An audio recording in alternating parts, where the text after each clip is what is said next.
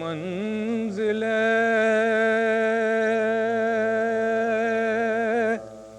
تسلیم و رضا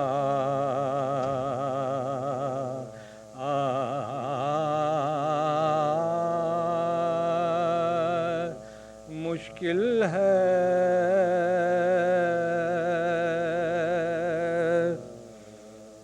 گزرے منزل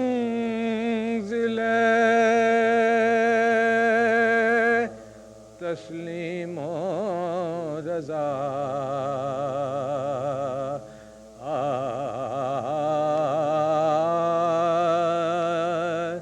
مشکل ہے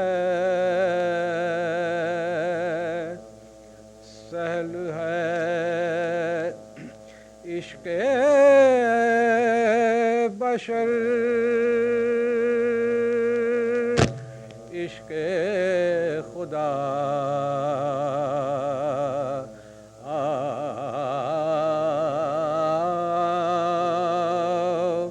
مشکل ہے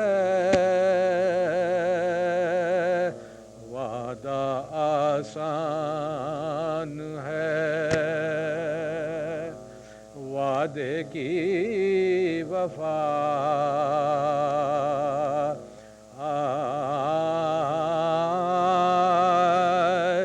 مشکل ہے جن کے رتبے ہیں سوا ان کو سوا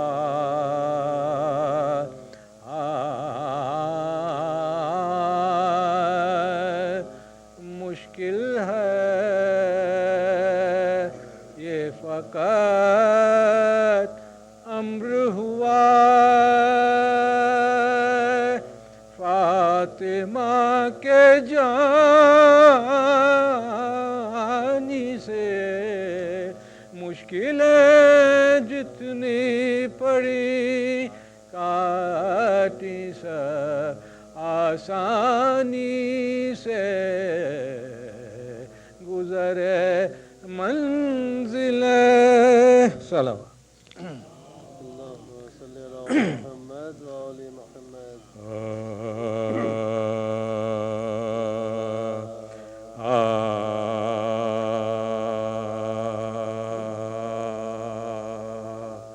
مولا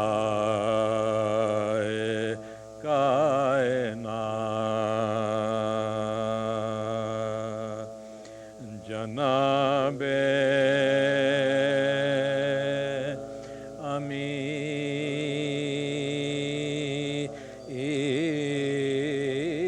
امیر ہیں مولائے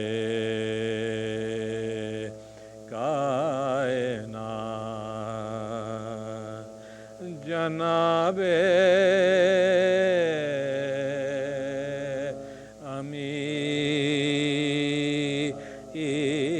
امیر ہیں عقدہ کشا آئے خلق نبی کے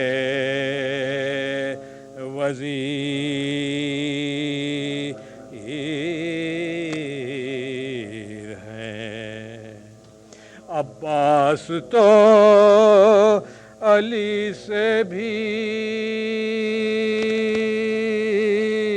آگے نکل گئے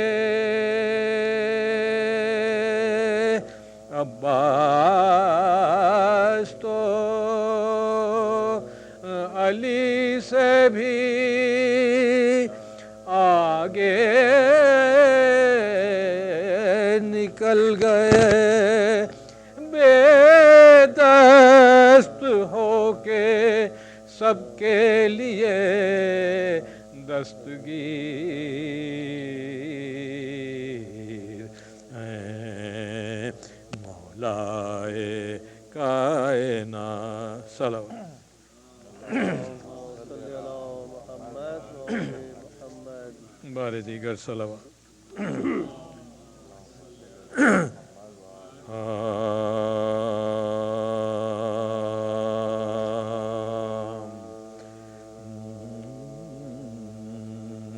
خواہر شاہ کربلا زینب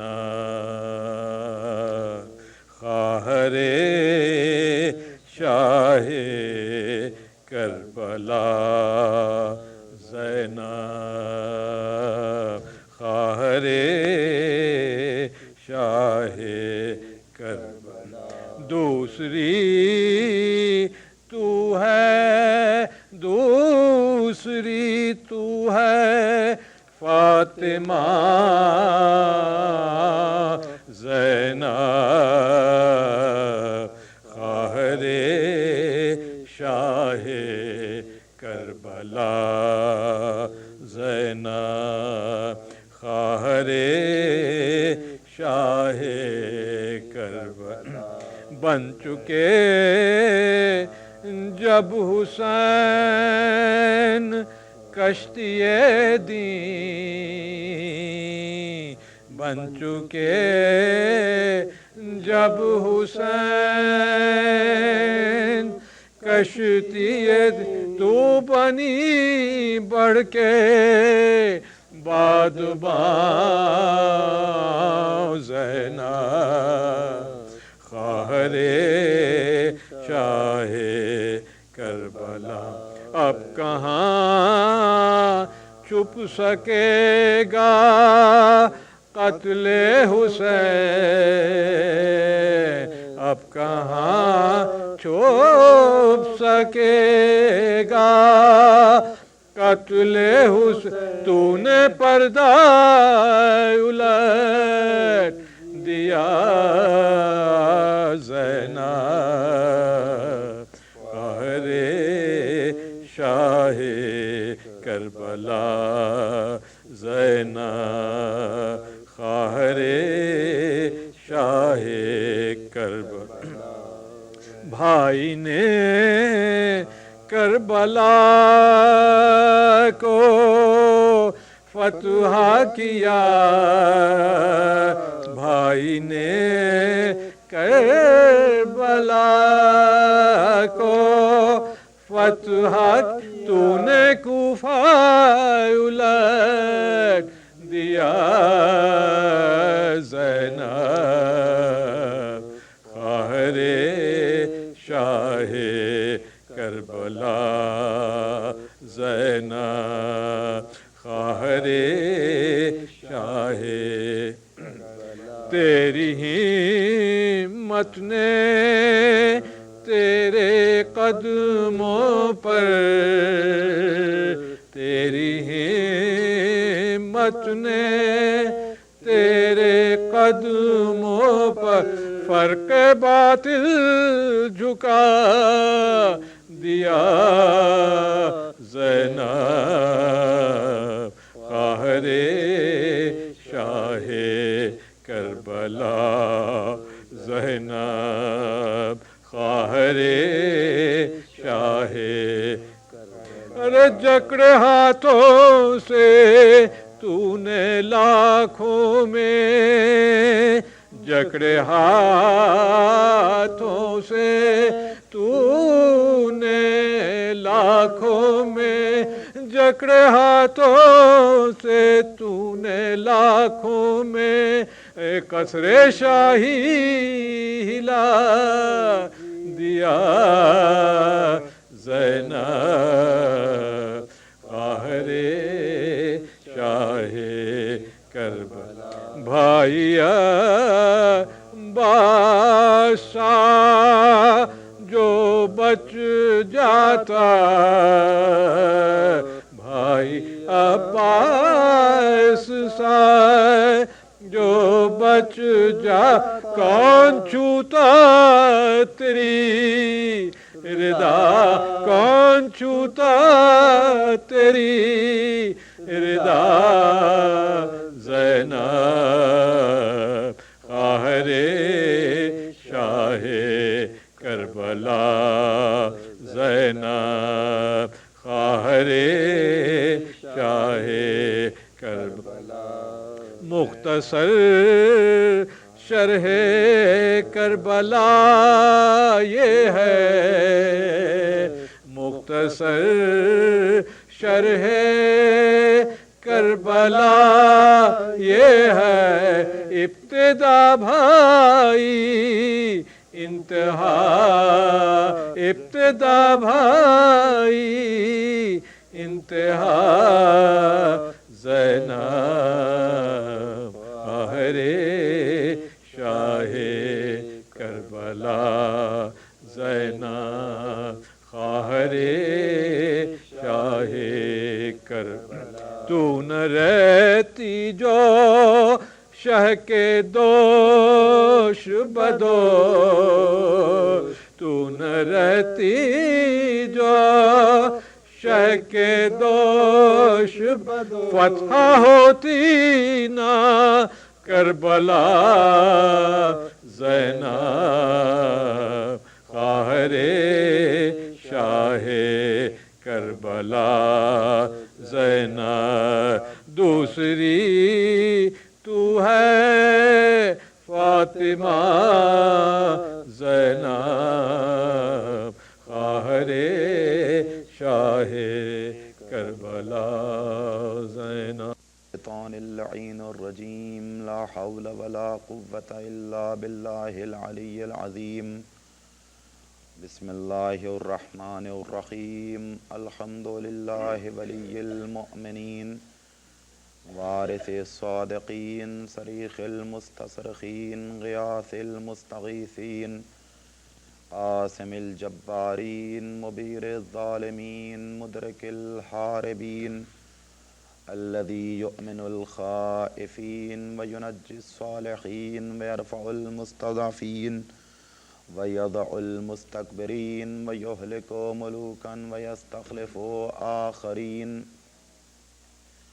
اللهم إنا نشكو إليك فقد نبينا وغيبة ولينا وكثرة عدونا وقلة عددنا وشدة الفتن بنا وتظاهر الزمان علينا فصل وسلم وبارك على عبدك ونبيك وحبيبك وصفيك نبي الرحمة ومنقذ الأمة صاحب الوقار والسكينة المدفون بأرض المدينة النبي الأمي المكي المدني القرشي الهاشمي المطلبي الأبطحي البطحي التهامي الحجازي العربي العبد المؤيد والمحمود الأحمد والنبي الممجد والرسول المسدد والمصطفى الأمجد مولانا أبي القاسم محمد وآلہ الطیبین الطاہرین المعصومین المنتجبین المنتخبین المظلومین ولعنۃ اللہ الدائمۃ الباقیۃ القائمۃ الوافرۃ علی اعدائہم وغاصبی حقوقہم وقتلتہم ومنکری فضائلہم اجمعین من لیلتنا ہذہ الی صباح یوم الدین اما بعد فقد صدق اللہ العظیم حیث یقول بسم اللہ الرحمن الرحیم لقد خلقنا الانسان فی احسن تقویم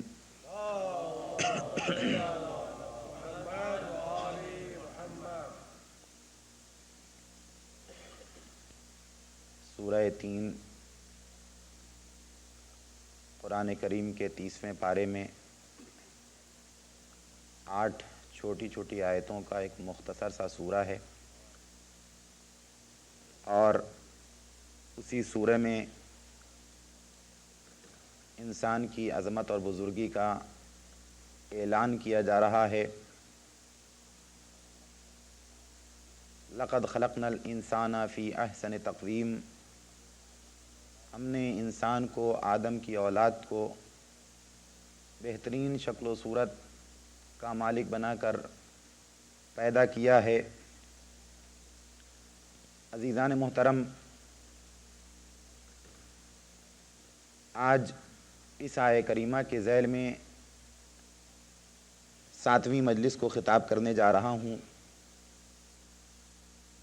چھوٹی سی آیت ہے جو میں ترجمے کے میرے دوستوں کو یاد ہو چکی ہوگی۔ اب تک میں نے بات کو اس منزل تک پہنچایا ہے کہ عظمت، شرف، فضیلت اور بزرگی کا وہ مرحلہ جہاں سے انسان کے خود اپنے کریڈٹ کی بات شروع ہوتی ہے، اس کا تعلق انسان کے خود اپنے عمل، کردار اور عقیدے سے ہے۔ یعنی انسانی شرف کا سب سے پہلا مرحلہ، سب سے پہلی منزل ایمان ہے، اور ایمان ارشاد معصوم کی روشنی میں 3 چیزوں کے مجموعے کا نام ہے۔ پہلی منزل میں ایمان نام ہے دل سے یقین کا، دوسرے مرحلے میں ایمان نام ہے زبان سے اقرار کا، اور تیسری منزل میں ایمان نام ہے عمل سے اظہار کا۔ انہی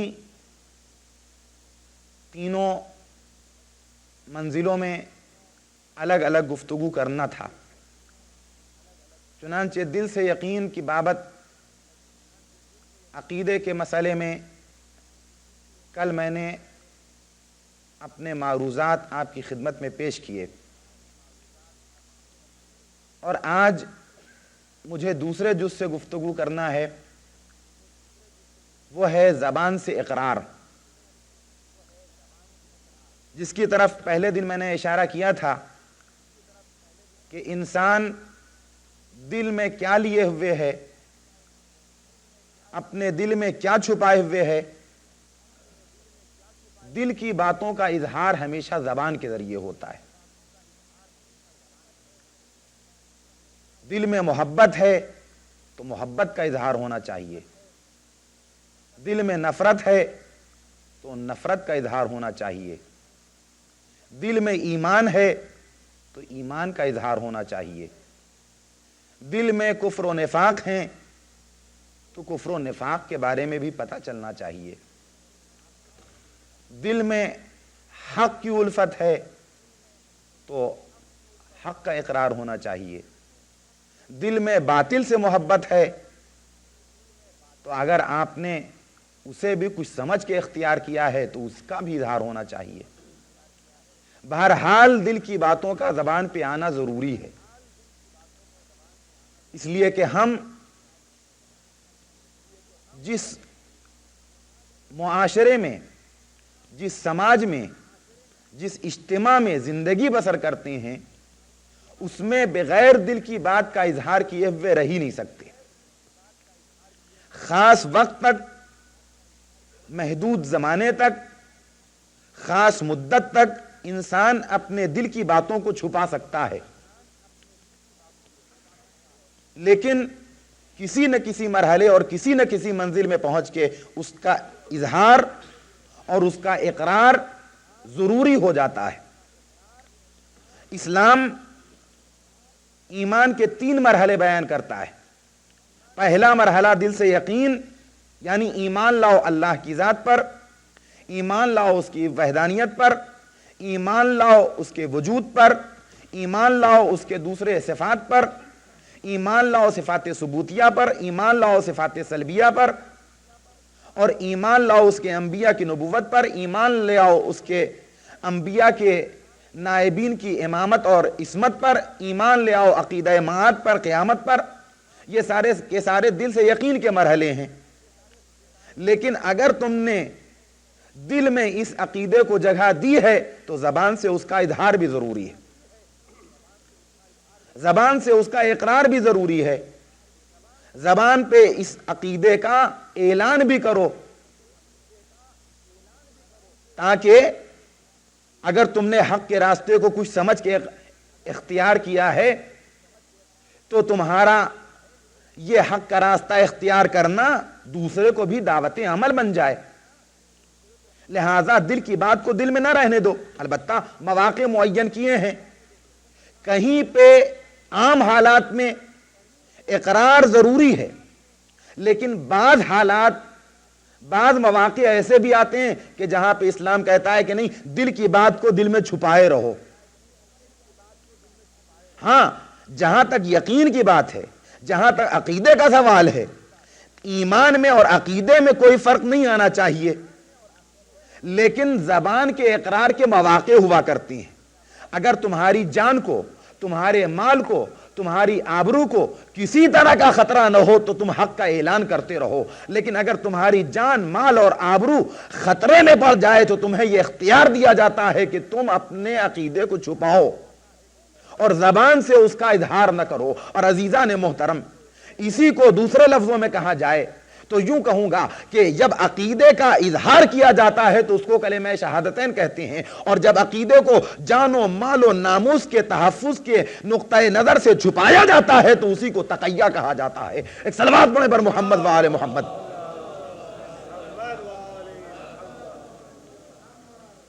تقیہ کوئی الگ سے چیز نہیں ہے، یہی دل کا عقیدہ، یہی دل میں پایا جانے والا ایمان، جب اس کے اظہار کی ضرورت نہ ہو، اور نہ صرف یہ کہ ضرورت نہ ہو بلکہ اس کے اظہار سے ہمیں نقصان پہنچ رہا ہو، ہماری جان خطرے میں ہو، ہمارا مال خطرے میں ہو، ہماری عزت خطرے میں ہو، تو اب نہ صرف یہ کہ عقیدے کا اظہار واجب نہیں رہ جاتا بلکہ حرام ہو جاتا ہے۔ ہمارے لیے اس وقت یہ واجب ہے کہ ہم عقیدے کو چھپائیں، جان کی حفاظت کریں، عقیدے کو چھپائیں اور اپنی آبرو کی حفاظت کریں۔ لیکن اس تقیے کے بھی موارد ہیں اور ان کی تفصیلات نہیں عرض کرنا ہے، لیکن عام حالات میں، خاص حالات میں چھپانا ہے عقیدے کو تو عام حالات میں اس کا اظہار ضروری ہے۔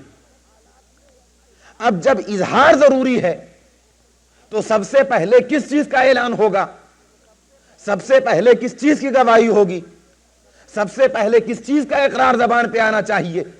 یہ بھی یہیں پہ طے ہوگا، یہ بات بھی یہیں پہ بتائی جائے گی۔ چنانچہ سب سے پہلے جس چیز کا اعلان اور اظہار کرنا ہے وہ ہے عقیدہ توحید، عقیدہ وحدانیت۔ اگر ہم اس کو موجود اور وحدہ لا شریک جانتے ہیں تو ہمیں اس کا اعلان کرنا ہے۔ چنانچہ جب ہم توحید کا اعلان کریں گے تو کیا کہیں گے؟ آپ جانتے ہیں، اشہد اللہ الہ الا اللہ، میں گواہی دیتا ہوں کہ نہیں ہے کوئی خدا سوائے اللہ کے۔ یہ ہے توحید کے اعلان کی بات، اللہ کی ذات کے بارے میں اور اس کی وحدانیت کے بارے میں ہمیں اپنی زبان سے اعلان کرنا ہے، گواہی دینا ہے کہ نہیں ہے کوئی خدا سوائے اللہ کے۔ یا دوسرے لفظوں میں یوں کہا جائے کہ خدا بس اللہ ہے۔ اور یہ گواہی کیوں ضروری ہے؟ یہ گواہی اس لیے ضروری ہے کہ خدا بہت سے ہوا کرتے ہیں،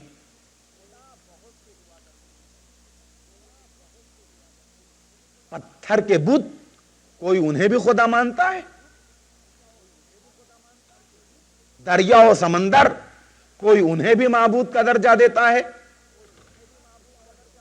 آفتاب و ماہتاب، سورج اور چاند کوئی انہیں بھی اپنا معبود تصور کرتا ہے، حتیٰ کہ بہت سے جانور ایسے ہیں کہ ان کو بھی خدا کا درجہ دیا جاتا ہے۔ اور میں پہلے ہی دن کی گفتگو میں عرض کر رہا تھا کہ خدا اصل میں کہتے کسے؟ پہلے دن میں نے آپ سے کہا تھا کہ زمانہ ترقی کر گیا ہے تو اب پتھر کے بت ہی خدا نہیں ہے، بلکہ خدائی کا دائرہ بھی وسیع ہو گیا ہے۔ چنانچہ چلتے پھرتے انسان، چلتی پھرتی تصویریں، ممکن ہے وہ بھی خدا ہوں، اور ہیں۔ تو خدا کسے کہتے ہیں؟ اس بات کو آدمی طے کر لے گا اور خدا کی تعریف ذہن میں آ جائے گی تو پھر مسئلہ آسان ہو جائے گا کہ گواہی کیوں ضروری ہے، ہم کس خدا کو مانتے ہیں، یہ بات طے ہونا چاہیے۔ درہم و دینار کو خدا مانتے ہیں، سورج اور چاند کو خدا مانتے ہیں، درخت اور آگ کو خدا مانتے ہیں، پتھر کے بتوں کو خدا مانتے ہیں، کس کو خدا مانتے ہیں؟ عزیزو، خدا ہر وہ چیز کہی جائے گی جس کی عظمت کا تصور انسان کے دل میں پیدا ہو اور انسان کی جبین نیاز اس کے سامنے خم ہو جائے۔ اب کوئی بھی چیز ہو، پتھر کی عظمت کا تصور پیدا ہو، دیکھا پہاڑ، اس سے بڑی کون سی طاقت ہو سکتی ہے؟ یہی ہمارا خدا ہے۔ سورج اور چاند، ان سے بڑی کون سی طاقت ہو سکتی ہے؟ یہی ہمارا خدا ہے۔ پیسہ، دولت، مال، اس سے بڑی کون سی طاقت ہو سکتی ہے؟ یہی ہمارا خدا ہے۔ یعنی جس چیز کی، جس طاقت کی عظمت کا تصور انسان کے دل میں پیدا ہو جائے اور انسان اس کے سامنے پیشانی جھکا دے، چاہے سر جھکائے اور چاہے اس کی طرف اس کا دل جھکے، تو جس چیز کو بھی اس نے اپنے ذہن میں بڑا بنایا ہوگا اسی کو خدا کہیں گے۔ تو اب ہمارے ذہن میں کون سی چیز بڑی طاقت کا درجہ رکھتی ہے، کس کو ہم بڑا سمجھتے ہیں، کس طاقت کی عظمت ہمارے دل میں پائی جاتی ہے؟ اگر ہم نے ہر چیز کی نفی کی ہے، درہم و دینار نہیں یہ بڑے نہیں ہیں، سورج اور چاند نہیں یہ بڑے نہیں ہیں، دریا و سمندر نہیں یہ بڑی طاقت نہیں ہو سکتے، پہاڑ اور پتھر نہیں یہ بڑی طاقت نہیں ہو سکتے، پھر بڑی طاقت کون ہے؟ جس نے ان تمام چیزوں کو پیدا کیا ہے اور لباس وجود عطا کیا ہے۔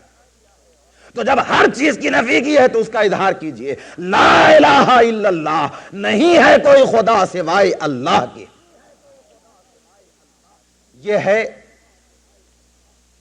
عقیدے کا اظہار، اور ظاہر سی بات ہے کہ ہمارے پیدا کیے جانے کا جو مقصد حدیثوں میں بیان کیا گیا ہے وہ یہی ہے، معرفت پروردگار، چاہے قرآن ہو چاہے حدیث، حدیث میں بھی چاہے حدیث قدسی ہو یا حدیث نبوی۔ حدیث قدسی میں کیا ارشاد ہوا ہے؟ کنتو کنزم مخفیہ فاحببت ان اعرف فخلقت الخلق لکی اعرف، میں خزانہ مخفی کی مانند تھا، چھپا ہوا خزانہ تھا، میں نے چاہا کہ پہچانا جاؤں تو میں نے ایک ایسی مخلوق کو پیدا کیا جو میری معرفت کا ذریعہ بنے۔ یہ حدیث قدسی ہے، اور قرآن میں ہے ہماری خلقت کا مقصد، وما خلقت الجن والانس الا لیعبدون، انسان اور جن کو نہیں پیدا کیا گیا مگر اس لیے کہ وہ عبادت کریں۔ اور لیعبدون کی توضیح حدیث نے کیا کی؟ لیعرفون، یعنی مقصد یہ ہے کہ اللہ کو پہچانے۔ تو اب اگر ہم نے اسے پہچان لیا ہے، اس کی ذات کا عرفان حاصل کر لیا ہے، تو ہمیں اس کا اعلان بھی کرنا ہے، اشہد ان لا الہ الا اللہ۔ لیکن بات یہاں پہ پوری نہیں ہوتی، ہماری چھوٹی سی عقل یہی کہتی ہے کہ جب اس کی معرفت حاصل کرنا مقصد ہے ہمارا، ہم نے معرفت حاصل کر لی اور اس کی وحدانیت کا اعلان کر دیا، تو اب مزید کسی چیز کے اظہار کی کیا ضرورت ہے؟ توحید سے بڑا عقیدہ کوئی عقیدہ نہیں. ہم اسی لیے پیدا ہوئے کہ اس کی ذات کا عرفان حاصل کریں. چنانچہ اب تو اعلان کر رہے ہیں اشہد ان لا الہ الا اللہ. دیکھیے میں گفتگو کو اپنی کہاں تک لے جا رہا ہوں، آپ ذرا توجہ میرے ساتھ رکھیں گے. اشہد ان لا الہ الا اللہ، لیکن آواز آئی نہیں. زبان سے اقرار کرنا ہے لیکن صرف وحدانیت کے اعلان پہ اکتفا نہیں کرنا ہے. ابھی کچھ اور مرحلے باقی رہ گئے ہیں. پالنے والے وہ کیا مرحلہ ہے؟ کہا میرا ہی بنایا ہوا یہ قانون ہے کہ کبھی بھی احسان کرنے والے کے احسان کو فراموش نہ کرو. کیا تم میں طاقت تھی کہ تم خود سے میرا عرفان حاصل کر لیتے؟ کیا تم اپنے بل پر تنہا میری معرفت حاصل کر سکتے تھے؟ میری عظمتوں کو درک کر سکتے تھے؟ نہیں. اگر یہ 1,24,000 انبیاء نہ ہوتے، اگر یہ 313 رسول نہ ہوتے، اگر یہ اولو العزم پیغمبر نہ ہوتے، اگر یہ صاحبان کتاب نہ ہوتے، اگر یہ میرے معصوم نمائندے نہ ہوتے تو تم میری معرفت نہیں حاصل کر سکتے تھے، کلمہ توحید سے محروم رہتے. لہذا یہ کلمہ سیکھا ہے جس سے جب تک اس کی نبوت کا، اس کے منصب کا، اس کی رسالت کا تم اعلان نہ کرو گے اس وقت تک کلمہ توحید نامکمل رہے گا. لہذا اب صرف توحید کے کلمے پہ اکتفا نہیں کرنا. اب کلمہ یوں ہو جائے گا اشہد ان لا الہ الا اللہ، یہ وہ وحدانیت کا اعلان. اشہد ان محمد رسول اللہ، یہ ہوا نبوت اور رسالت کا اعلان اور اس کی گواہی. لیکن میں آپ سے یہاں پہ ایک بات اور پوچھتا ہوں کہ کیا یہاں پہ آنے کے بعد کلمہ مکمل ہو گیا، بات پوری ہو گئی، یا اس کے بعد بھی کسی اعلان کی ضرورت باقی رہ جاتی ہے؟ آپ سوچ رہے ہوں گے کہ صاحب بات تو اب مکمل ہو جانا چاہیے، اس لیے کہ اللہ کی ذات پہ ایمان لے آئے تو اس کی وحدانیت کا اعلان کیا، یہ مقصد خلقت تھا. انبیاء کی نبوت کی گواہی اس لیے ضروری ہوئی کہ ان کے ذریعے سے دین ہم کو ملا ہے، ان کے ذریعے سے شریعت ہم تک پہنچی ہے، ان کے ذریعے سے معرفت پروردگار کا سبق ہم نے حاصل کیا ہے، ان کے ذریعے سے معبود کا عرفان ہم نے حاصل کیا ہے. لہذا ان کی نبوت کا اعلان ضروری ہوا. اب بات پوری ہو جانا چاہیے. لیکن میں آپ سے ایک بات کہنا چاہوں گا کہ یقیناً یہاں پہ پہنچ کے کلمہ مکمل ہو جاتا اگر نبی کریم سے پہلے کی بات ہوتی، یعنی جناب عیسیٰ تک کی گفتگو ہو، تو کلمہ 2 جز سے بن کے پورا ہو جائے گا. وحدانیت کی گواہی لا الہ الا اللہ، نبوت کی گواہی محمد رسول اللہ. لیکن یہاں پہ پیغمبر کی گواہی ہے. اور پیغمبر کون پیغمبر؟ پیغمبر کون پیغمبر؟ وہ پیغمبر جو آخری نبی بن کے آیا ہے. لہذا یہاں صرف نبوت کی گواہی سے کام نہیں چلے گا. کیوں؟ اس لیے کہ مسلمان ہونے کے لیے پیغمبر کو صرف نبی ماننا ضروری نہیں ہے. توجہ، میرا محترم مجمع پوری توجہ سے سماعت فرمائے. مسلمان ہونے کے لیے صرف پیغمبر کو نبی مان لینا کافی نہیں ہے. مسلمان ہونے کے لیے صرف پیغمبر کو رسول مان لینا کافی نہیں ہے. مسلمان ہونے کے لیے صرف پیغمبر کو صاحب منصب مان لینا یہ کافی نہیں ہے. بلکہ کیا ضروری ہے؟ نبی مانتے ہو تو خاتم النبیین بھی مانتے ہو، رسول مانتے ہو تو خاتم المرسلین بھی مانتے ہو. یہ خاتم النبیین اور خاتم المرسلین کے کیا معنی؟ یعنی آخری پیغمبر. پیغمبر خاتم کہ جن پہ نبوت ختم ہو گئی، جن پہ رسالت کا سلسلہ ختم ہو گیا. اب ان کے بعد قیامت تک کوئی نبی نہ آنے والا ہے اور نہ رسول. رسالت بھی ان کی ذات پہ ختم، نبوت بھی ان کی ذات پہ ختم. اور یہ جو بات میں عرض کر رہا ہوں یہ تنہا اپنے مکتب فکر کی، اپنے مذہب کی ترجمانی نہیں کر رہا ہوں، بلکہ میں مسلمانوں کے تمام 73 فرقوں کی ترجمانی کر رہا ہوں اس وقت۔ یہ بات مسلمانوں کے درمیان متفقہ علیہ ہے کہ مسلمان ہونے کے لیے صرف پیغمبر کی نبوت پہ ایمان ضروری نہیں ہے، بلکہ پیغمبر کی خاتمیت کا عقیدہ بھی ضروری ہے کہ پیغمبر خاتم النبیین ہے۔ اور اسی وجہ سے قادیانیوں کو خارج از اسلام قرار دیا جاتا ہے، ورنہ ایسا نہیں ہے کہ وہ پیغمبر کو نبی نہیں مانتے، نبی مانتے ہیں مگر خاتم النبیین نہیں مانتے۔ کیوں؟ اس لیے کہ غلام احمد قادیانی کو ان کے بعد نبی مانتے۔ تو جس کے ہاں خاتمیت کا عقیدہ نہ ہو وہ مسلمان نہیں ہوتا، کافر ہوتا ہے۔ بات کی طرح متوجہ رہیں۔ تو میں کہہ رہا تھا پیغمبر سے پہلے کی بات ہو تو یہاں پہ 2 جملوں پہ بات پوری ہو جائے گی۔ اللہ کی وحدانیت پہ ایمان تو اس کی وحدانیت کا اقرار، لا الہ الا اللہ۔ نبی کی نبوت پہ ایمان تو اس دور کے نبی کی نبوت کا اعلان، بات پوری ہو گئی۔ چنانچہ گزشتہ انبیاء کو لے لیے مثال کے طور پہ، جناب آدم کے دور میں اللہ کی وحدانیت کا اعلان، لا الہ الا اللہ۔ نبی کی نبوت کا اعلان، آدم صفی اللہ۔ نوح کے دور میں اللہ کی وحدانیت کا اعلان، لا الہ الا اللہ۔ اس دور کے نبی کی نبوت کا اعلان، نوح نجی اللہ۔ ابراہیم کے زمانے میں اللہ کی وحدانیت کا اعلان، لا الہ الا اللہ۔ نبی کی نبوت کا اعلان، ابراہیم خلیل اللہ۔ موسیٰ کے زمانے میں اللہ کی وحدانیت کا اعلان، لا الہ الا اللہ۔ اس دور کے نبی کی نبوت کا اعلان، موسیٰ کلیم اللہ۔ عیسیٰ کے زمانے میں اللہ کی وحدانیت کا اعلان، لا الہ الا اللہ۔ اس دور کے نبی کی نبوت کا اعلان، عیسیٰ روح اللہ۔ بات پوری ہو گئی نہیں ہو گئی؟ اس لیے کہ ابھی نبوت کا سلسلہ آگے بڑھ رہا ہے، ابھی نبوت کا سلسلہ آگے بڑھ رہا ہے۔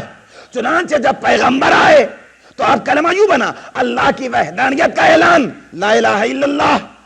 پیغمبر کی نبوت کا اعلان، محمد رسول اللہ۔ لیکن یہاں پہ بات کہاں پوری ہوئی؟ اس لیے کہ نبوت ختم ہو گئی ہے۔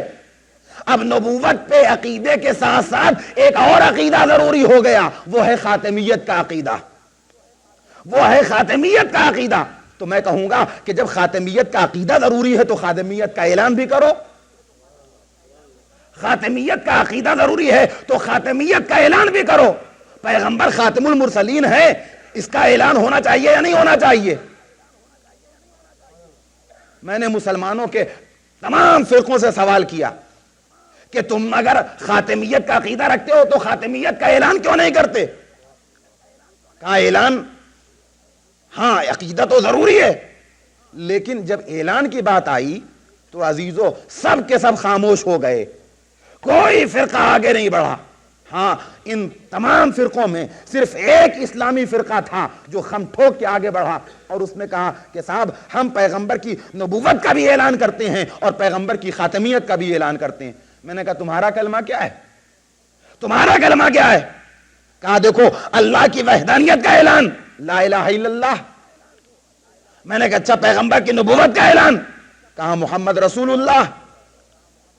اور میں نے پوچھا اب بتاؤ پیغمبر کی خاتمیت کا اعلان؟ تو اس نے کہا ابھی ہمارا کلمہ یہ مکمل نہیں ہوا ہے، آگے جا رہی ہے بات۔ ہم نے کہا پیغمبر کی خاتمیت کا اعلان؟ اس نے کہا علی ولی اللہ۔ ابھی سبحان اللہ کی منزل نہیں ہے، پیغمبر کی خاتمیت کا اعلان، کہا علی ولی اللہ۔ میں نے کہا یہ تو علی کی ولایت و امامت کا اعلان ہوا، پیغمبر کی خاتمیت کا اعلان کہاں گیا؟ ہم کو تو پیغمبر کی خاتمیت کا اعلان چاہیے۔ تو اس فرقے نے یہ جواب دیا کہ عزیزو بات سمجھنے کی ہے، ذرا سمجھنے کی کوشش کرو، یہ علی کو امام یا خلیفہ یا پیغمبر کا جانشین یا تاجدار ولایت ماننا کس بات کی دلیل ہے؟ اگر پیغمبر کو خاتم النبیین نہ مانتے تو علی کی ولایت کا اعلان کہاں سے کرتے؟ تو پیغمبر علی کی ولایت کا اعلان یا اس میں علی کی ولایت کا اعلان نہیں ہے بلکہ پیغمبر کی خاتمیت کا اعلان ہے۔ صلوات پر محمد و آل محمد۔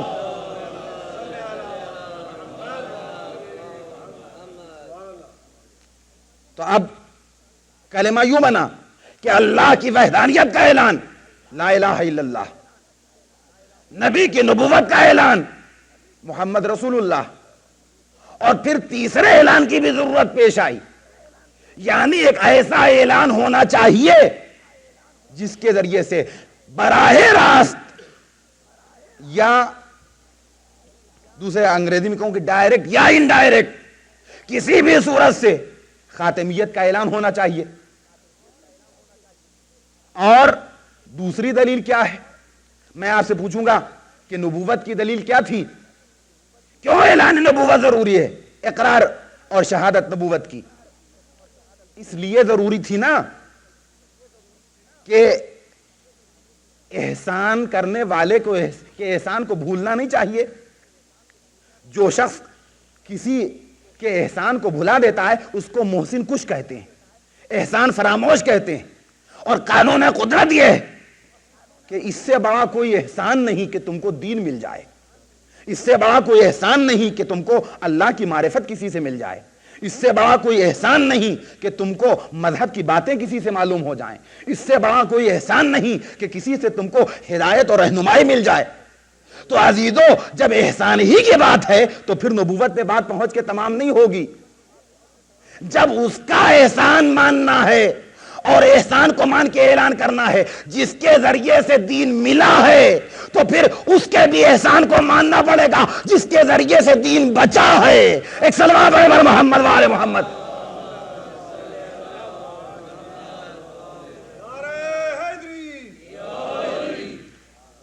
جس سے دین ملا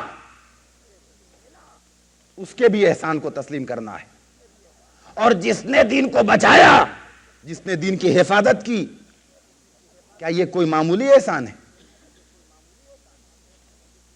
ظاہر سی بات ہے کہ اس سے بڑا کون سا احسان ہو سکتا ہے؟ 1,24,000 انبیاء کی تمام محنتیں برباد ہو جاتی اگر یہ 12 امام نہ ہوتے۔ تو ظاہر سی بات ہے کہ اسی اصول کے پیش نظر نبی کے جانشینوں کی امامت اور ولایت کا اعلان بھی ضروری ہے۔ تو اب کلمہ یوں بنے گا کہ لا الہ الا اللہ، اللہ کی وحدانیت کا اعلان، محمد رسول اللہ، پیغمبر کی نبوت کا اعلان، اور علی ولی اللہ، یہ پیغمبر کے جانشین کی امامت اور ولایت کا اعلان۔ اور یہ اعلان کچھ اتنا اہم ہے، ظاہر سی بات ہے کہ بات ہے کلمے کی، اور کلمہ جو ہے وہ دین کا اہم ترین جز ہے۔ جب کلمہ دین کا اہم ترین جز ہے تو وہاں ہم کو کسی طرح کے تصرف کا حق نہیں حاصل ہے کہ جہاں چاہا کلمہ چھوٹا کر دیا اور جہاں چاہا کلمہ بڑا کر دیا۔ نہیں، ہم اعلان میں بھی پابند ہیں اللہ، رسول اور اس کے قانون کے۔ چنانچہ جتنے اعلان کے لیے کہا گیا ہے اتنا ہی اعلان کرنا ہے، نہ اس سے کم اور نہ اس سے زیادہ۔ تو اگر اس نے کہا ہوتا کہ صرف وحدانیت کا اعلان کر دو، بات بن جائے گی، تو ہمیں کیا غرض گئی تھی کہ ہم مزید کچھ اور اعلانات کرتے؟ لیکن اس نے کہا نہیں، وحدانیت کے اعلان پہ بات پوری نہیں ہوگی جب تک نبوت کا اعلان نہ ہو، اور نبوت کے بھی اعلان پہ بات پوری نہیں ہوگی جب تک کہ ولایت کا اعلان نہ ہو۔ اس لیے کہ ولایت ہی کو تمام چیزوں کی اساس قرار دیا گیا ہے۔ ولایت کے معنی حاکمیت کے ہیں، ولایت کے معنی رہبری کے ہیں، ولایت کے معنی سرپرستی کے ہیں، اور انہی معنوں میں اللہ نے اعلان کیا ہے۔ ظاہر سی بات ہے، اور میں اس وقت ولایت میرا موضوع نہیں ہے، نہ ولایت کے موضوع پہ بہت زیادہ تفصیل سے آپ کی خدمت میں کچھ عرض کرنا ہے، لیکن بات آ گئی ہے تو ایک جملے کے طور پہ آپ کی خدمت میں عرض کروں کہ عزیزان محترم، اگر پورے مذہب کو، پورے دین کو ایک لفظ میں پوری ذمہ داری سے ممبر سے بات میں کہہ رہا ہوں کہ اگر ایک لفظ میں پورے مذہب، پورے دین اور پورے اسلام کو سمیٹ کے پیش کیا جائے گا تو وہ لفظ ولایت ہے۔ توحید کی بات کریں گے تو نبوت کی بات رہ جائے گی، نبوت کی بات کریں گے تو امامت کی گفتگو رہ جائے گی، امامت کی بات کریں گے یا اس کے علاوہ دوسرے عقائد کا ذکر کریں گے تو قیامت کی بات رہ جائے گی، اصول دین کا تذکرہ کریں گے تو فروع دین چھوٹ جائیں گے۔ لہذا کوئی ایسی جامع لفظ ہونا چاہیے کہ جو پورے دین کو سمیٹے ہوئے ہو، اور یہ لفظ صرف لفظ ولایت ہے کہ جو پورے مذہب کو سمیٹے ہوئے۔ توحید بھی اسی لفظ ولایت میں ملے گی، نبوت بھی اسی لفظ ولایت میں ملے گی، امامت بھی اسی لفظ ولایت میں ملے گی۔ آپ پوچھ سکتے ہیں، حق رکھتے ہیں، مجھ سے منبر سے دلیل مانگیں، پوچھیں کہ قرآن میں ہے اس کا کوئی ثبوت؟ توحید کا تعلق ہے اللہ کی ذات سے، نبوت کا تعلق ہے پیغمبر کی ذات سے، امامت کا تعلق ہے مولا کائنات اور ان کے بعد آنے والے ائمہ کی ذات سے، تو قرآن میں اس کا کوئی ثبوت ہونا چاہیے۔ بہت مرتبہ کی سنی ہوئی آیت ہے، اسے آج میں آپ کی خدمت میں پیش کر رہا ہوں دلیل کے طور پہ۔ قرآن میں ایک آیت نازل ہوئی، شان نزول کیا ہے؟ پیغمبر نماز پڑھ رہے ہیں، پیغمبر کے ساتھ ساتھ اصحاب بھی نماز پڑھ رہے ہیں، اور انہی اصحاب میں ایک کامل الایمان ہے، بلکہ کل ایمان کا لقب یافتہ پیغمبر کا ایک محبوب ترین، پیغمبر کی ایک محبوب ترین فرد ہے، وہ بھی نماز پڑھ رہی ہے۔ سائل آتا ہے، سوال کرتا ہے، رکوع کا عالم ہے، اسی رکوع کی حالت میں انگوٹھی سائل کے حوالے کی جاتی ہے، انگوٹھی سائل کے حوالے کی گئی، جبرائیل فوراً آج سے آیت لے کے اترے۔ وہ آیت کیا ہے؟ انما ولیکم اللہ ورسولہ والذین آمنوا الذین یقیمون الصلاۃ ویؤتون الزکاۃ وہم راکعون۔ اے مومنو، بس تمہارا حاکم، تمہارا ولی، تمہارا سرپرست اللہ ہے، اور اللہ کے بعد تمہارا ولی، حاکم اور سرپرست اگر ہے کوئی تو اس کا رسول، اور رسول کے بعد فقط طور پہ اس کو ولی مان لیتے۔ یا آخر صفت کیوں بیان کی ہے؟ تو عجب نہیں کہ جواب ملے کہ پورے قرآن کا یہی مزاج ہے، میں نے ہر جگہ صفات کے تحت گفتگو کی ہے، ذات کے تحت گفتگو نہیں کی ہے۔ یہ ایک بات، اور دوسری بات، کیا میری نظریں پیغمبر کے ارد و گرد کے ماحول پہ نہیں تھی؟ میں نہیں دیکھ رہا تھا کہ جب یہ آیت نازل ہوگی تو کتنے لوگ ہیں جو آیت کے نزول کی خواہش میں حالت رکوع میں سائل کو انگوٹھیاں دیں گے اور کرائے کے سائل لائے جائیں گے تاکہ ان کی شان میں بھی کوئی آئے ولایت اتر سکے۔ تو میں پھر نام اگر رکھ دیتا تو بجائے انگوٹھیاں دینے کے لوگوں کو اور سستا نسخہ مل جاتا کہ مال بھی بچتا، البتہ نام بدل لیتے تو کتنے علی پیدا ہو جاتے۔ لہذا میں نے نام نہیں رکھا ہے، صرف صفات کا تذکرہ کیا ہے۔ تو اب تمہیں دیکھنا ہے کہ مومنین میں کون ولی ہے، تو یہ دیکھنا کہ کون نماز قائم کر رہا ہے اور کون حالت رکوع میں زکات دے رہا ہے۔ صلوات بر محمد و آل محمد۔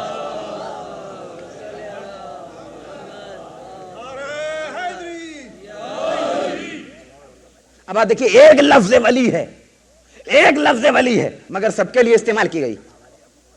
انما ولیکم اللہ، تمہارا ولی اللہ، ورسولہ، تمہارا ولی اس کا رسول، والذین آمنوا، اور وہ لوگ جو ایمان لے آئے۔ تو لفظ ولی اللہ کے لیے بھی آئی، لفظ ولی رسول اللہ کے لیے بھی استعمال ہوئی، لفظ ولی مومنین کے لیے بھی استعمال ہوئی۔ البتہ کون مومنین؟ مومنین کا ایک خاص گروہ، نہیں کہ تمام مومنین۔ تو ایک لفظ ولایت میں توحید بھی سمٹی ہوئی ہے، ایک لفظ ولایت میں نبوت بھی سمٹی ہوئی ہے، اور ایک لفظ ولایت میں امامت بھی سمٹی ہوئی ہے۔ تو عزیزو، ایک لفظ ولایت کی عظمت اور اہمیت کو اور اس کی وسعت کو پہچانو کہ ایک لفظ میں پورا دین اور پورا مذہب سمٹ آتا ہے، نبوت بھی سمٹ آتی ہے، امامت بھی سمٹ آتی ہے، توحید بھی۔ اور جب نبوت و امامت سب سمٹ آئے تو پھر کون سا دین خارج رہے گا؟ ایک صلوات بر محمد و آل محمد۔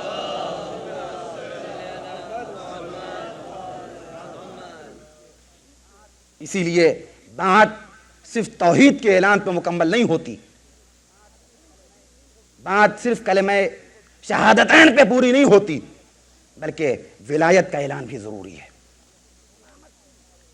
امامت کی گفتگو اور اس کا اقرار و اعتراف بھی واجب اور لازم ہے، اور اس کے بہت سے شواہد موجود ہیں۔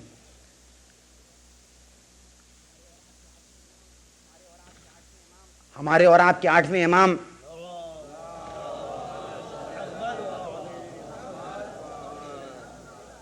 حضرت امام رضا علیہ الصلوۃ والسلام نیشاپور سے گزر رہے ہیں، چنانچہ مسلمانوں کا ایک جم غفیر ہے جو امام کے استقبال کے لیے آیا ہے۔ سیلاب کی شکل میں مجمع ٹھاٹھے مار رہا ہے، لوگ جمال امامت کی زیارت کے منتظر ہیں، انہی میں محدثین ہیں، انہی میں علماء ہیں، انہی میں راویان حدیث ہیں، یہ سب کے سب اکٹھا ہیں۔ اور جب امام کی سواری شہر نیشاپور کے وسط میں پہنچتی ہے تو انتہائی ادب و احترام کے ساتھ علماء آگے بڑھتے ہیں اور امام کی بارگاہ میں عرض کرتے ہیں کہ مولا، یہ مجمع آپ کی زیارت کا مشتاق ہے، لہذا اگر اجازت ہو تو ہماری کا پردہ اٹھا دیا جائے اور ہم سب کے سب آپ کے جمال پر نور کی زیارت سے مشرف ہو سکے۔ جیسے ہی علماء نے بڑھ کے گزارش کی، امام نے حکم دیا، امام کی اجازت سے ہماری کا پردہ ہٹایا گیا اور پورے مجمع نے امام کی زیارت کو شرف حاصل کیا۔ لیکن جو کچھ مجھے آپ کی خدمت میں عرض کرنا ہے وہ بات اب آ رہی ہے۔ محدثین اور راویان حدیث آگے بڑھے، مولا ہم آپ کی زبان سے آپ کے جد کی کوئی حدیث سننا چاہتے ہیں۔ تو امام نے سب سے پہلے اس حدیث کا سلسلہ سند بیان فرمایا۔ اس حدیث کو میں نقل کر رہا ہوں اپنے پدر بزرگوار سے، اور انہوں نے اس حدیث کو نقل کیا ہے اپنے پدر بزرگوار سے، یہاں تک کہ یہ سلسلہ پہنچتا ہے مولا کائنات تک، اور مولا کائنات نے امیر المومنین نے اس حدیث کو نقل فرمایا ہے پیغمبر اسلام سے، اور پیغمبر نے اس حدیث کو لیا ہے جبرائیل سے، اور جبرائیل نے اس حدیث کو لیا ہے لوح محفوظ سے، اور لوح محفوظ پر یہ حدیث لکھی ہے قلم نے، اور قلم چلا ہے حکم پروردگار سے۔ اور وہ حدیث یہ ہے، کلمۃ لا الہ الا اللہ حسنی فمن دخل حسنی امن من عذابی، کلمہ لا الہ الا اللہ میرا قلعہ ہے، جو اس قلعے میں داخل ہو جائے گا میرے عذاب سے محفوظ ہو جائے گا۔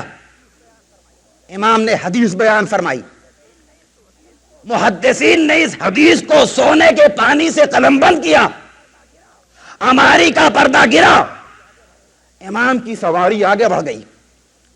یاد رہے اسی حدیث کو حدیث سلسلۃ الذہب کے نام سے بھی یاد کیا جاتا ہے، سونے کے پانی سے لکھی گئی تھی حدیث، 18,000 راویوں نے اس حدیث کو قلم بند کیا تھا۔ چنانچہ امام نے حدیث بیان کی، سواری آگے بڑھ گئی، لیکن لوگوں نے ایک منظر دیکھا، کچھ دور جانے کے بعد سواری خود بخود رک جاتی ہے اور اب دوبارہ ہماری کا پردہ اٹھتا ہے۔ اب کسی نے کچھ اصرار نہیں کیا ہے، اب کسی نے کوئی بات نہیں کہی ہے، ہماری کا پردہ پھر اٹھتا ہے، لوگ دوبارہ جمال امامت کی زیارت کرتے ہیں۔ امام اب پھر ارشاد فرماتے ہیں، کلمۃ لا الہ الا اللہ حسنی فمن دخل حسنی امن من عذابی، کلمہ لا الہ الا اللہ میرا قلعہ ہے، جو اس قلعے میں داخل ہو جائے گا میرے عذاب سے محفوظ ہو جائے گا۔ لیکن اب بات مزید آگے بڑھتی ہے، لیکن بے شرطہا و شروطہا وانہ من شروطہا، ہاں کلمہ توحید یقیناً عذاب پروردگار سے نجات کی ضمانت ہے، مگر اپنی شرطوں کے ساتھ، اور ان شرطوں میں سے ایک شرط خود ہماری ذات پہ ایمان بھی ہے۔ مقصد امام کا یہ تھا کہ ہاں عقیدہ توحید اور عقیدہ نبوت تمہیں نجات کی طرف لے جا رہا ہے، مگر اس وقت جب ولایت پہ بھی ایمان ہو۔ ایک صلوات پڑھیں پر محمد و آل محمد۔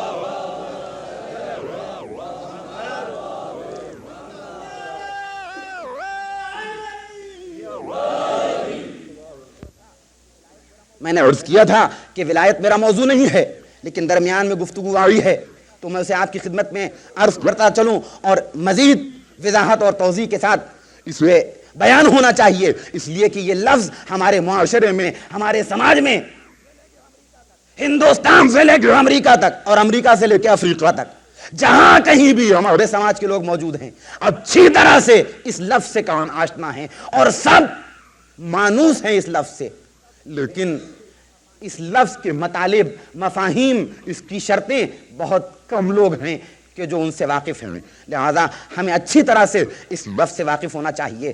ولایت ہم نے ان معنوں میں نہیں مراد لی ہے جن معنوں میں دوسرے مراد لیتے ہیں، اور ہم میں اور دوسروں میں یہی فرق ہے۔ پیغمبر نے جو اعلان کیا تھا غدیر میں، الا من کنت مولا ہو فہذا علی مولا، آگاہ ہو جاؤ جس جس کا میں مولا ہوں اس کا یہ علی مولا ہے۔ کہتے نہیں، سب مانتے ہیں کہ یہ اعلان ولایت ہے، اس کے علاوہ کوئی کچھ نہیں کہتا، اور اس حدیث میں بھی کسی کو کوئی اختلاف نہیں ہے، متواتر حدیثوں میں سے ہے، سب مانتے ہیں کہ پیغمبر نے یہ اعلان کیا تھا۔ تو لفظ مولا میں اور لفظ ولایت میں کسی کو اختلاف نہیں، اصل میں اختلاف ہے تو معنی میں۔ چنانچہ کوئی کہتا ہے کہ مولا کے معنی دوست کے ہیں، مولا کے معنی ناصر کے ہیں، ہزاروں مرتبہ کی سنی ہوئی باتیں، انہیں دہرانا نہیں ہے، اور ہمارا جو دوسروں سے اختلاف ہے تو اسی بات پہ کہ ہم یہ کہتے ہیں پیغمبر نے مولا کے معنی یہاں پہ دوست اور ناصر کے نہیں مراد لیے ہیں، بلکہ یہاں پہ مولا سے حاکم مراد ہے، مولا سے ولی مراد ہے، مولا سے سرپرست مراد ہے، مولا سے رہبر مراد ہے، مولا سے اسلامی معاشرے کا سربراہ مراد ہے۔ ہمارا جو دوسروں سے اختلاف ہے وہ اسی بات پہ، تو ہم نے مولا کن معنی میں مراد لیے ہیں؟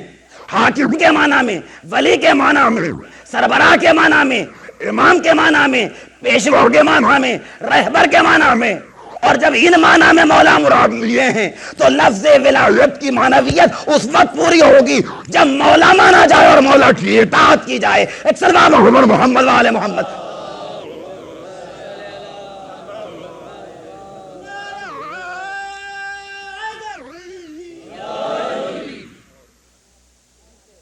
اور یہیں سے بات اور آگے بڑھتی ہے، مگر میں اس رخ پہ نہیں جا رہا ہوں، مجھے اپنی گفتگو کو مکمل کرنے کے لیے جو کچھ عرض کرنا ہے وقت بھی کچھ کم رہ گیا ہے۔ تو بات کلمہ توحید کی اور اس کے بعد کلمہ شہادت نبوت اور رسالت کی تھی کہ یہ بھی مکمل نہیں ہے، ولایت کا اعلان ہو، اور یہ بات ہم کیوں نہ کہیں، اس لیے کہ ایسے واقعات اور ایسی حدیثیں اور ایسی روایتیں موجود ہیں کہ مجبور ہیں اس بات کو بیان کرنے کے لیے اور نقل کرنے کے لیے، تاکہ ذہنوں میں اہمیت واضح ہو۔ ایک مرتبہ پیغمبر میں ایک نگینہ مولا کائنات کے حوالے کیا، انگوٹھی کا نگینہ، یا علی اس نگینے کو لے جاؤ مہر کرنے کے پاس اور اس سے کہو کہ اس پہ محمد ابن عبداللہ نقش کر دے۔ چنانچہ مولا نے اس نگینے کو لیا، لا کے مہرکن کو دیا اور اس سے فرمایا کہ اس پہ محمد ابن عبداللہ نقش کر دو۔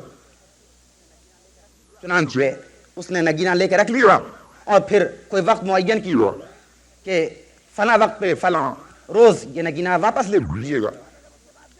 مولا حضب محمد جب اس کے پاس گئے، اس نے نگینہ امام کی خدمت میں پیش کیا، لیکن اچانک جو تحریر دیکھی تو امام کی پیشانی پہ بل پڑ گئے۔ کیوں؟ اس لیے کہ پیغمبر نے فرمایا تھا اس پہ محمد ابن عبداللہ نقش کر دو، اور اس نے محمد ابن عبداللہ کے بجائے اس پہ نقش کیا تھا محمد رسول اللہ. اب میں پوچھتا ہوں کہ کیا کوئی غلط بات اس نے نقش کر دی تھی؟ یہ مولا چیب اجبی کے ہو گئے اور اس سے پوچھتے ہیں کہ جو کچھ میں نے کہا تھا وہ تو نے نقش کیوں نہیں کیا، اور اپنی طبیعت سے اعلان رسالت اس پہ کیوں نقش کر دیا، محمد رسول اللہ کیوں لکھ دیا؟ مولا کبیدہ خاطر ہو گئے، چیب اجبی ہو گئے، کیوں ایسا کیا تو نے؟ میں کہوں گا یا علی کیا اس نے کوئی غلط بات لکھ دی ہے؟ تو عجب نہیں کہ آواز آئے کہ بات اس کی نہیں ہے کہ اس میں کیا لکھا ہے اور کیا نہیں لکھا ہوا ہے، بات اس کی ہے کہ پیغمبر نے کیا فرمایا تھا اس کی مخالفت تو نہیں ہو رہی ہے. پیغمبر نے فرمایا تھا اس بے کلمہ محمد ابن عبداللہ نقش کیا جائے اور اس نے محمد رسول اللہ لکھا ہے. تو عزیزو اتنی سی بات پہ بھی علی کبیدہ خاطر ہو گئے، اور یہیں پہ یہ جملہ کہا جا سکتا ہے کہ جس کا مزاج اطاعت اس منزل کمال کو پہنچا ہوا ہو کہ وہ سڑے منہ بھی پیغمبر کے ارشاد میں مخالفت کو پسند نہ کرتا ہو، تو اسی کو حق حاصل ہے کہ وہ پیغمبر کی جانشینی اختیار کرے. ایک صلوات پڑھیں پر محمد و آل محمد.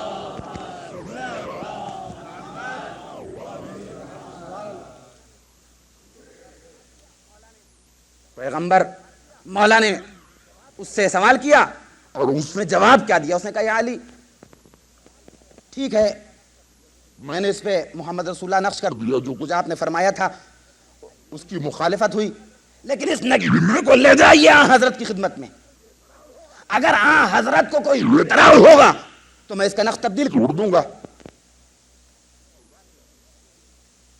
مولا نے اس کی التماس و التجا پہ نگینے کو لیا اور پیغمبر کی خدمت میں لا کے پیش کیا. پیغمبر نے ملاحظہ فرمایا اور خاموشی اختیار کی. خاموشی اختیار کی، یہ پیغمبر کی خاموشی رضامندی کی دلیل تھی، اور خاموشی بھی عام انسان کی خاموشی نہیں تھی، معصوم کی خاموشی تھی. یہ علمی مسئلہ ہے، علماء سے آپ دریافت کریں گے کہ عالم دین کی خاموشی یہ رضامندی کی دلیل نہیں ہوتی، لیکن معصوم کی خاموشی اس کو بھی دلیل بنایا جاتا ہے، وہ بھی رضامندی کی دلیل ہوتی ہے. یعنی معصوم کا قول، معصوم کا عمل، یہ دونوں جس طرح حجت ہیں اسی صورت سے معصوم کی خاموشی بھی حجت ہے. پیغمبر نے خاموش رہ کر اس بات پہ امضا کر دی کہ جو کچھ لکھا ہے ٹھیک ہے. خیر رات آئی اور گزر گئی، صبح کو وقت ہوا، پیغمبر نماز کی تیاریاں کر رہے ہیں، وضو کے لیے تشریف لائے. اب جو نگینے پہ نظر پڑتی ہے تو پیغمبر نے کیا ملاحظہ فرمایا کہ اس کلمے کے نیچے ایک کلمے کا اضافہ ہو گیا ہے. توجہ، میں یہ نہیں کہہ رہا ہوں کہ اس کلمے کے اوپر ایک کلمے کا اضافہ ہوا ہے. جو لفظیں مجھے کتاب میں ملی ہے کہ اس کلمے کے نیچے ایک کلمے کا اضافہ ہوا ہے، اور پیغمبر استعجاب اور حیرت سے ملاحظہ فرما رہے تھے کہ کس کلمے کا اضافہ ہوا ہے کہ اتنے میں جبرائیل آ ہی تو گئے. جبرائیل نازل ہوئے اور کہنے لگے کہ اللہ کے رسول، اللہ بات تو درود و سلام کے ارشاد فرماتا ہو کہ اے نبی حیرت کس بات کی ہے، جو کچھ آپ چاہتے تھے وہ آپ نے نقش کرایا، اور جو کچھ میں چاہتا تھا وہ میں نے نقش کیا، وہ میں نے نقش کر دیا. اب آپ سوچیں کہ اس کلمے کے نیچے کس کلمے کا اضافہ ہوا تھا. اسی کتاب میں یہ بھی لکھا ہوا تھا جہاں میں نے اس واقعے کو پڑھا کہ ایک کلمہ جو پہلے نقش ہوا تھا محمد رسول اللہ، اور اس کلمے کے نیچے جس کلمے کا اضافہ ہوا وہ تھا علی ولی اللہ. اور پیغمبر اس کلمے کو غور سے دیکھ رہے تھے. جب جبرائیل نازل ہوئے تو میں سوچنے لگا کہ آخر یہ نیچے اضافہ کیوں ہوا اور اوپر کیوں اضافہ نہیں ہوا. اس لیے کہ کلمہ تو یوں ہوتا ہے لا الہ الا اللہ محمد رسول اللہ علی ولی اللہ، لہذا اوپر بھی اضافہ ہونا چاہیے تھا، نیچے بھی اضافہ ہونا چاہیے تھا، اوپر بھی اضافہ ہونا چاہیے تھا، نیچے بھی اضافہ ہونا چاہیے تھا. لیکن عزیزو میں یہاں پہ یہ عرض کروں گا کہ جتنے اضافے کی ضرورت تھی اتنا ہی اضافہ کیا گیا، غیر ضروری غیر لازمی اضافہ نہیں ہوا. آپ کہیں گے کیا وحدانیت کے اعلان کا اضافہ ضروری نہیں تھا؟ میں کہوں گا نہیں، یہاں پہ کم سے کم اس لیے کہ محمد رسول اللہ کہہ دیا. جب پیغمبر کو اللہ کا رسول مان لیا تو اس کے معنی ہی یہ ہے کہ ہم اللہ کی ذات پہ ایمان رکھتے ہیں. کبھی تو پیغمبر کی رسالت کا اقرار کر رہے ہیں، لیکن رسالت کا اعلان ہو گیا تو اس سے یہ نہیں پتا چلتا کہ محمد پہ بھی ایمان ہے یا نہیں. لہذا پہلا کلمہ نہیں پڑھا، آخر کا کلمہ پڑھا. ایک سلوات پڑھنے پر محمد وآل محمد. اور اسی سے یہ بات پتا چل گئی کہ کلمہ توحید نامکمل ہے جب تک کہ نبوت کی گواہی نہ ہو، نبوت کا اقرار و اعتراف نہ ہو، اور شہادت بھی نبوت کی نامکمل ہے جب تک کہ ولایت کا اعلان نہ ہو. بس اس سے زیادہ آج آپ کا وقت صرف کرنا مقصود نہیں ہے.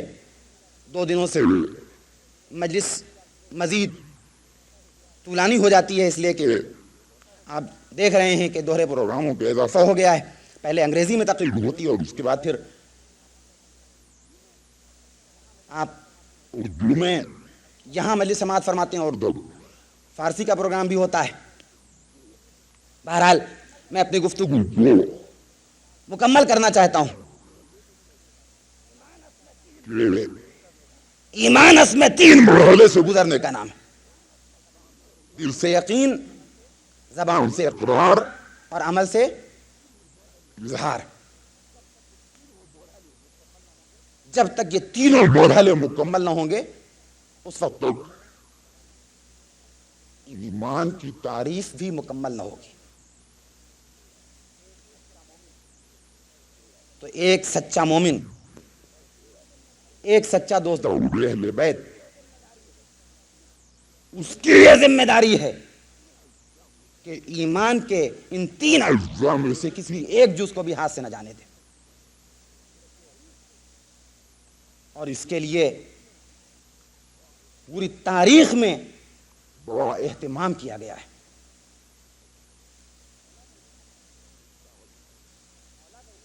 یہ ارشاد مولا کا ارشاد تھا جسے میں آپ کی خدمت میں پیش کیا اور مسلسل 2 دنوں سے گفتگو چل رہی ہے.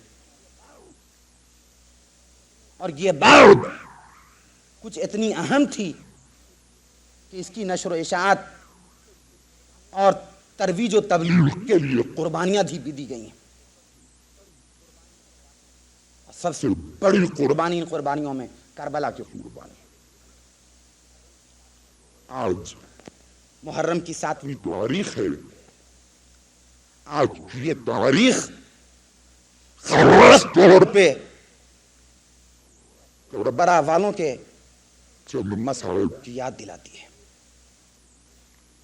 یہ تاریخ قافلے حسینی کی پیاس اور تشنگی کی یاد تازہ کرتی ہے. چھوٹے چھوٹے بچے خیموں میں العطش علماء کی صدائیں بلند کر رہے ہیں. خالی کوزہ ان کے ہاتھوں میں ہے. عجیب کرب کا عالم ہے، عجیب درد کی کیفیت ہے، عجیب مصائب و آلام کی کثرت اور یورش ہے. عزیزو یہ آسان مرحلہ نہیں ہے جسے میں نے 2 لفظوں میں بیان کر دیا اور آپ نے سن لیا. آپ سوچیں اور غور کریں. آپ بھی اس مجمع میں ہیں اور وہ عورتیں بھی ہیں کہ جو اپنے پہلو میں ماں کا دل لگتی ہیں. سوچیے اور غور کیجئے کہ جب چھوٹے چھوٹے بچے ہائے پیاس ہائے پیاس کی صدائیں بلند کرتے رہے ہوں گے تو جو مائیں تھیں، جو باپ تھے، ان کے دلوں پہ کیا گزرتی رہی ہوگی، کس کرب کو علم رہا ہوگا، کس بے چینی کی کیفیت رہی ہوگی، کس اضطراب کا ماحول رہا ہوگا، سوچا نہیں جا سکتا۔ آج کی تاریخ ہمیں کربلا والوں کی پیاس کی بھی یاد دلاتی ہے، اور آج کی تاریخ میں خصوصیت سے ایک ذکر بھی ہوتا ہے۔ وہ ذکر کس کا ذکر ہے؟ وہ تذکرہ کس کا تذکرہ ہے؟ عزیزو، وہ حسن کے لال کا ذکر ہے، وہ قاسم ناشاؤ کا تذکرہ ہے۔ وہ پورا ہو چکا ہے، تفصیلات میں جانے کا موقع نہیں ہے، لہذا میں مختصر الفاظ میں مسائل بات کی خدمت میں عرض کرنے کی کوشش کروں گا کہ آج اگر ہم حسن کے لال کا ذکر نہ کریں تو عجب نہیں کہ شہزادی کونین کو ہم سے شکوہ ہو جائے کہ تم نے سب کا ماتم کیا، سب پہ آنسو بہائے، سب پہ گریہ کیا، سب کی سفید بچھائی، لیکن تم نے میرے اس فرزند کا ماتم نہیں کیا کہ جس کا باپ کربلا میں موجود نہیں تھا۔ قاسم کا ماتم کیجیے، اور اس شہزادے کا پرسہ آپ کو کسے دینا ہے؟ مظلوم کربلا کو بھی دینا ہے اور امام حسن کو بھی دینا ہے۔ مظلوم کربلا میں اس لیے پرسہ دیجئے کہ اس شہزادے کے پرست کی حیثیت امام حسین کو حاصل تھی، اس لیے کہ باپ زندہ نہ تھا۔ یتیم الحسن کا تذکرہ ہے، اور امام حسن کو دیے کہ امام حسن کا یہ فرزند ہے۔ ہاں، بیٹی کا پرسہ باپ کو دیا جاتا ہے اور باپ کا پرسہ بیٹے کو دیا جاتا ہے، اور اگر اس تذکرے کے موقع پر کوئی یاد تازہ ہو جائے، بقی کی یاد، ٹوٹی ہوئی قبروں کی یاد، تو پھر آپ قاسم کو بھی باپ کو پرسہ دے دیجیے گا۔ جو لوگ حج اور زیارت کے شرف سے مشرف ہوتے ہیں، انہوں نے جنت البقیع کی ان ٹوٹی ہوئی قبروں کی زیارت کی ہوگی کہ جو زیر آسمان ہیں، دن کی دھوپ اور رات کی اوس، نہ کوئی سائبان ہے، نہ کوئی گنبد اور قبہ بنا ہوا ہے۔ ایسے میں چاہنے والوں کی آنکھوں میں امٹ امٹ کے آنسو آنے لگتے ہیں۔ تو میں یہ عرض کر رہا تھا کہ آج جناب قاسم کا ذکر ہوتا ہے، تفصیلات میں جانے کا وقت نہیں ہے۔ دو جملے، جب عاشور کے دن امام حسن کا یہ فرزند آتا ہے مظلوم کربلا کی خدمت میں کہ چچا اب غلام مرنے کی اجازت دیجئے، تو تاریخوں میں ملتا ہے کہ امام سینے سے لگا لیتے ہیں اور لگا کے بے انتہا گریہ فرماتے ہیں، بے انتہا آنسو بہاتے ہیں۔ شاید بھائی کی یاد تازہ ہو گئی ہو، اے میرے لال، اے میرے لفتو جگر، اے قاسم، تو میرے بھائی حسن کی نشانی ہے، اے میرے لال، کس دل سے تجھے مرنے کی اجازت دے دوں، کس دل سے تجھے میدان میں جانے کی اجازت دے دوں۔ عزیزو، جناب قاسم اصرار کرتے ہیں، یہاں تک کہ اجازت دینے میں کامیاب ہو جاتے ہیں، اور اب جب میدان کا رخ کیا تو پھر کا نمونہ پیش کر رہے ہیں، کشتوں کے پشتے لگا رہے ہیں، جنگ کرتے ہوئے آگے بڑھتے چلے جا رہے ہیں۔ تمام مناظر نہیں پیش کرنا ہے، لیکن مجھے جو بات خاص طور پہ آپ کی خدمت میں عرض کرنا ہے وہ یہ کہ شہادتوں کے واقعے اور قصت پڑھیے تو ہر واقعے کوئی نہ کوئی خصوصیت کا پہلو ضرور ہے۔ چنانچہ میں نے تمام واقعات میں جناب قاسم کے واقعے میں ایک خاص پہلو یہ دیکھا کہ تمام شہداء جناب زینب کے لال، جناب علی اکبر، جناب عباس، سب کے سب میدان میں گئے، سب نے جہاد کیا اور سب کی شہادت کی خبر آنے والی تھی۔ امام کو اس بات کا علم تھا، مگر کسی کے سلسلے میں امام نے وہ اہتمام نہیں کیا ہے جو اہتمام جناب قاسم کے سلسلے میں ملتا ہے۔ وہی اہتمام آپ کی خدمت میں عرض کرنا ہے اور گفتگو کو مکمل کرنا ہے۔ عزیزو، جناب قاسم کے سلسلے میں کیا اہتمام کیا؟ اپنے ہاتھوں سے میدان کی طرف رخصت کر دیا۔ امام کا بھتیجا جنگ کر رہا ہے، جناب عباس داد شجاعت دیتے جا رہے ہیں اور امام در خیمہ پہ کھڑے ہوئے ہیں۔ کس طرح سے اس میں کہ امام نے حکم دیا جلد سے میرے گھوڑے کو آمادہ کیا جائے، زین کس دی جائے۔ چنانچہ زین امام کے حکم سے کس دی گئی۔ امام گھوڑے کی لگام پکڑے ہوئے در خیمہ پہ کھڑے ہوئے ہیں۔ آخر یہ بے چینی کا عنوان کس لیے ہے؟ عجب نہیں کہ امام کا دل کچھ جانتا ہو، امام کسی واقعے کی خبر دینا چاہتے ہو۔ ابھی ابھی میدان سے آواز آئے گی، میرا بھتیجا مدد کے لیے پکارے گا کہ کہیں ایسا نہ ہو اس کی نصرت میں تاخیر ہو جائے، مدد کے لیے پہنچنے میں کچھ دیر ہو جائے۔ میں یہ تاجیل کس لیے؟ جب مجھے جواب ملے یہ راز بھی تھوڑی کھل جائے گا۔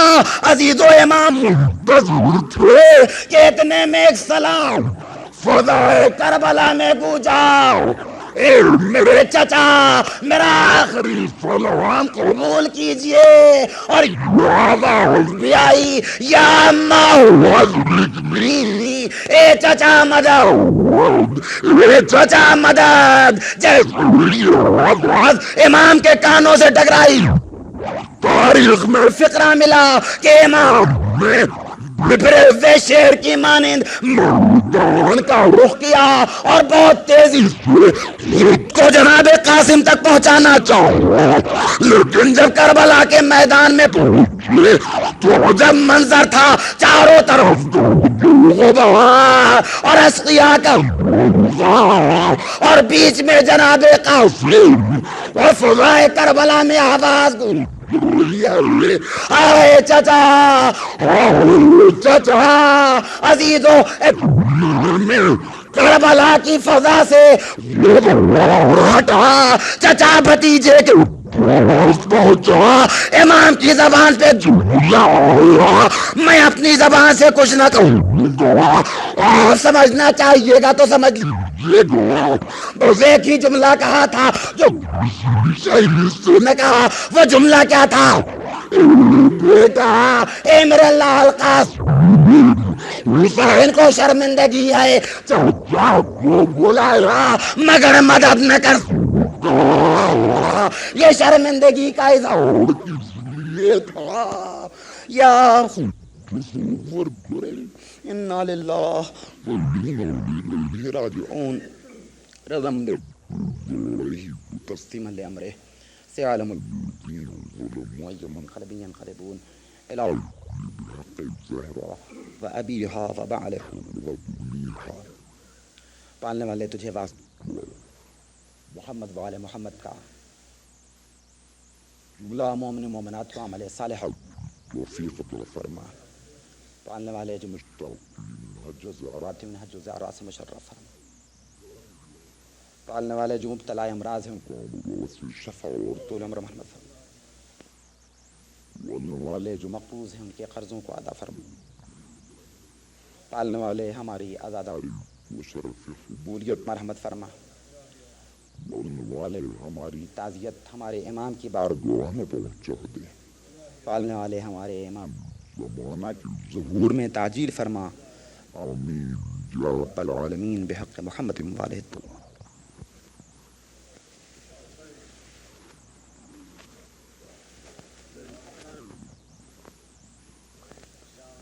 یا حسین حسین یا حسین یا حسین یا حسین یا حسین یا حسین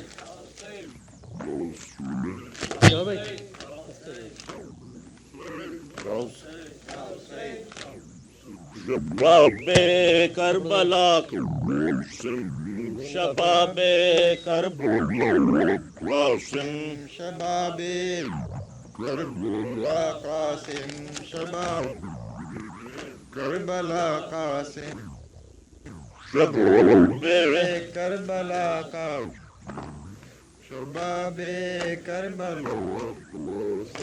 علی کے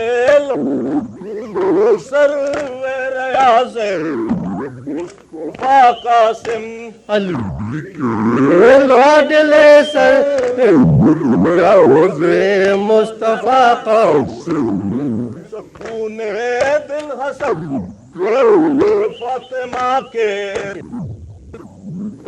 قاسم شباب فاطمہ دلربا قاسم آل ہاشم گلگوں کا باغ شباب کربلا قاسم شباب کربلا قاسم شراب کربلا قاسم